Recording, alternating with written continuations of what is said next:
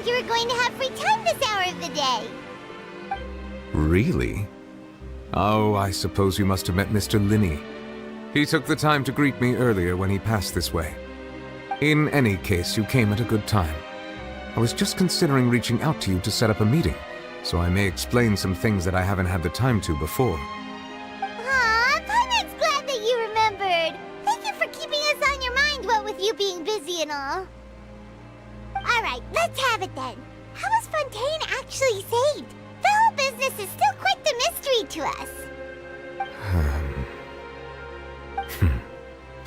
It is strange how words can often leave a bitter taste in the mouth when it finally comes time to say them out loud.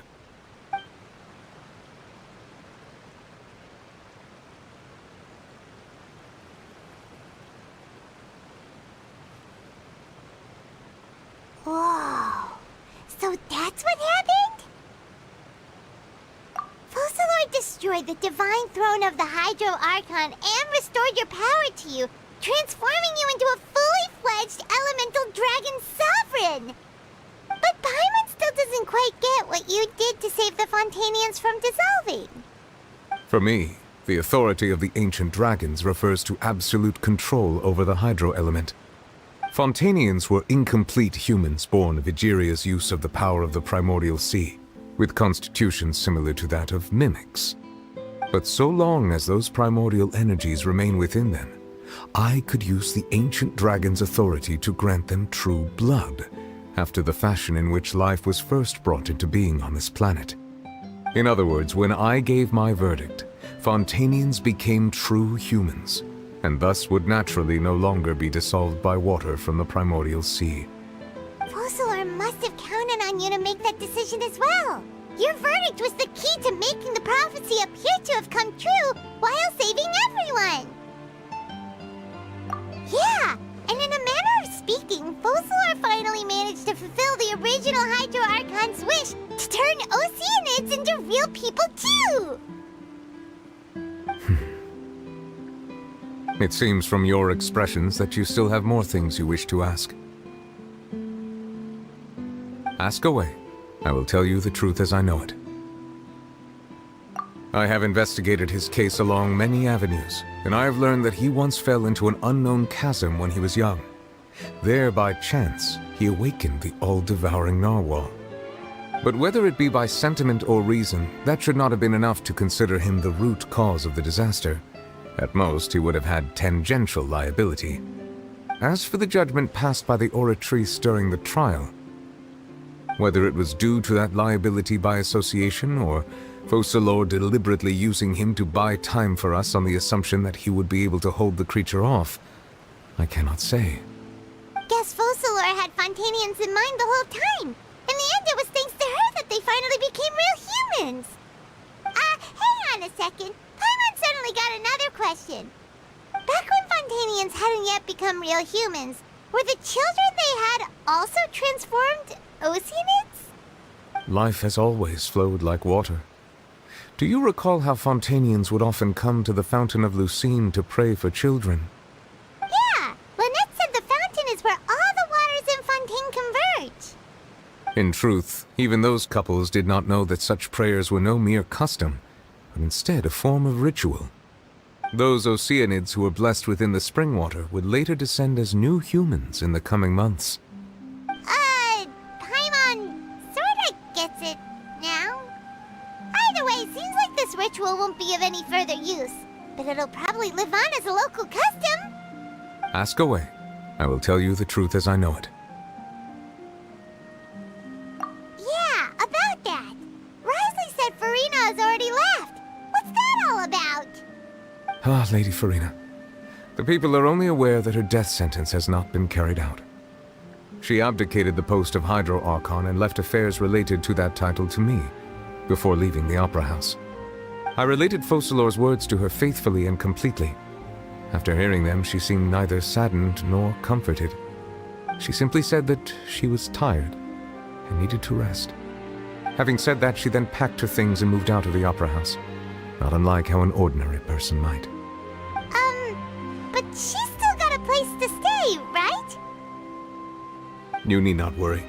I will make arrangements to ensure that she will not want for food, clothing, board, or travel.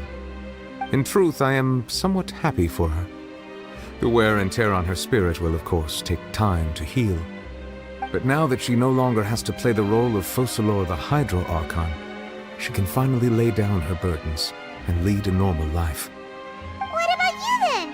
What are your plans now that you've regained your full powers as the Hydro Dragon? After Focalor passed on, the Oratrice also ceased to function. This matter will directly affect our trials. After much careful consideration, I've decided to take over its role in our courts. From now on, I shall hear cases and pass verdicts by myself. Looks like you're still considering stuff from the perspective of the Udex, huh? As an elemental dragon, there are indeed many things that I must do. But this power and this duty, in a manner of speaking, you could say that both were granted to me. As such, before I attend to my other responsibilities, I must first and foremost continue to serve Fontaine as its highest judge. The duty of the Hydro Sovereign and the duty of the Udex shall coexist within my person.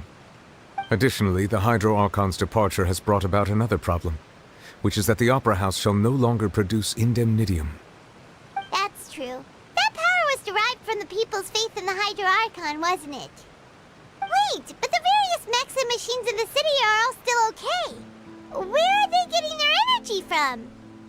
As I am now, I have full command over New Musia, and it can serve as a complete substitute. Another reason why I cannot quite leave Fontaine immediately. Wow. This ancient dragon's authority stuff is really quite useful, huh? Ask away. I will tell you the truth as I know it.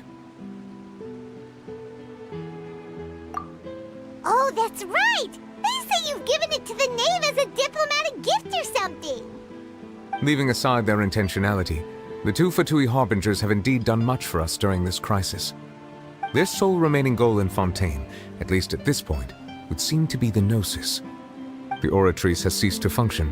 The Hydro Archon's divine throne is now no more, and I do not need the Gnosis's power. As such, it has lost all meaning for Fontaine. If the Fatui have impure designs, then we might as well accede to their request now, and avoid unnecessary conflict. What complicated considerations! Paimon thought you were just giving it to them out of gratitude to the knave and as an apology to Child. Ask away. I will tell you the truth as I know it. You will soon be heading to Natlan, I presume? I'm afraid that I have little talent as a travel guide, so all I can do is tell you what I know about that land. As far as I'm aware, Natlan can be said to be a nation of dragons. A nation of dragons? You mean like you? No, I suspect that I would not find myself welcome there. Unlike ancient dragons such as myself, the dragons of Natlan have undergone long years of development and evolution. Large numbers of them have entered a form of coexistence with humanity. Natlan is also the nation of war. War ravages those lands like an undying flame. There is one other piece of information I got incidentally from my negotiations with the knave that I believe may be useful to you. The harbinger known as the Captain has thrown his hat into the endless ring of war. The Captain. Sounds like a real tough customer. Seriously, everywhere you look, there's a Fatui Harbinger doing their thing. I suggest that you fully prepare yourself before going to Natlan. In the meantime, Fontaine's doors will always be open to you. Ask away. I will tell you the truth as I know it.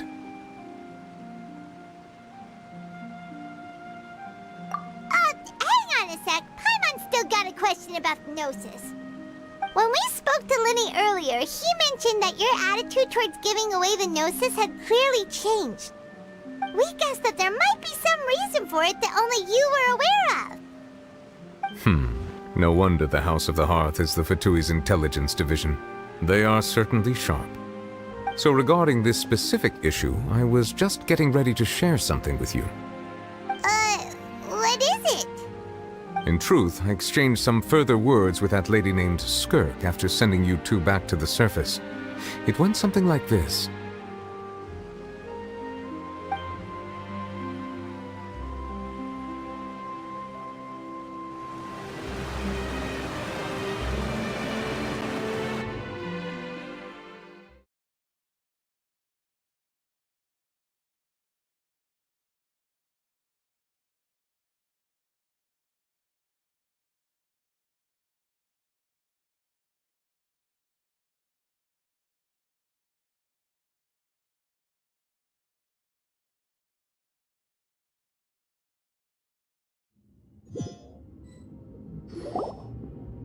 Well, we're going to head topside to see what's going on. You hurry over soon as well, all right, Neuvillette? What next? The all-devouring narwhal isn't here, so I'm no longer getting any interference. I can finally catch the scent of your power, what it's made of. It is the authority of the planet's primordial dragons, but with something very similar to a god's curse mixed in. It's quite a novel blend. I'm sure I've encountered something like this before. What was it again?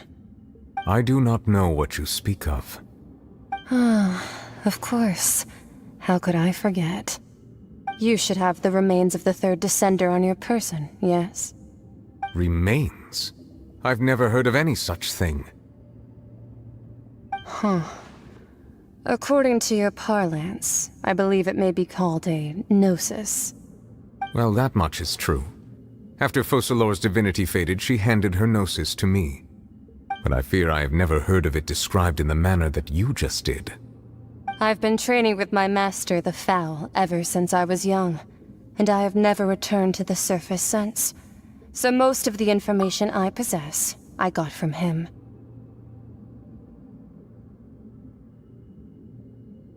It is only natural for those who are greater than humanity to possess a different sort of common sense, which is why there are so many problems in our attempts to communicate with humans. Regardless, you should probably get rid of objects of misfortune to prevent any disasters from befalling you. To live in itself is a blessing, but once a person dies, the bonds he once had with this world shall all turn to curses. What do you mean by that? No need to fret. These are just my personal thoughts. This third descender you refer to, who are they? And when did they die? Master never mentioned them to me. Perhaps it just wasn't that important for me to know. If you're interested, though, I could ask him. I'll be sure to pass the answer on to you next time. Next time? You believe we will meet again? I do. Wait. I have a disciple of my own, don't I? He can be the messenger then.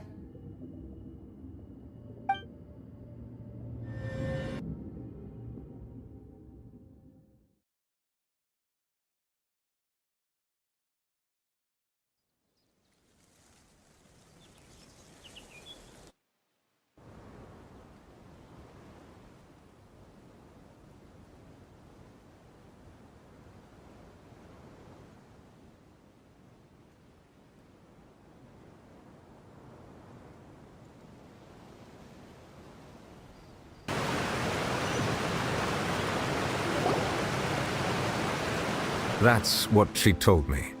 Whether it would prove useful or not, I wanted to pass that information on to you. The remains of the third descender? So that's what the Gnosis actually are. Paimon just thought they looked like chess pieces. How could they be a person's remains? All the same, assuming that there was no misunderstanding or special metaphor at play, that is what she meant to say. And she said that it would bring misfortune and that you should check it, which is why you gave it to the Fatui. If she speaks the truth, then I would simply be putting Fontaine at unnecessary risk by keeping it here.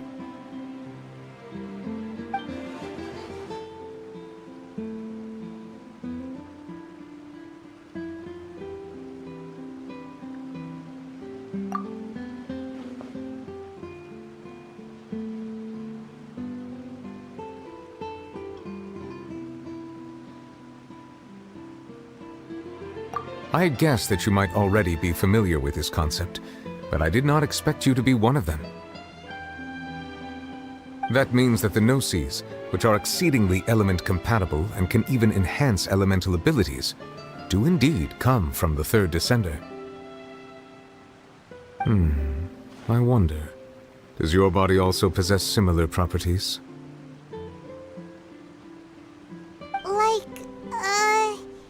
Like being able to use elemental powers without a vision.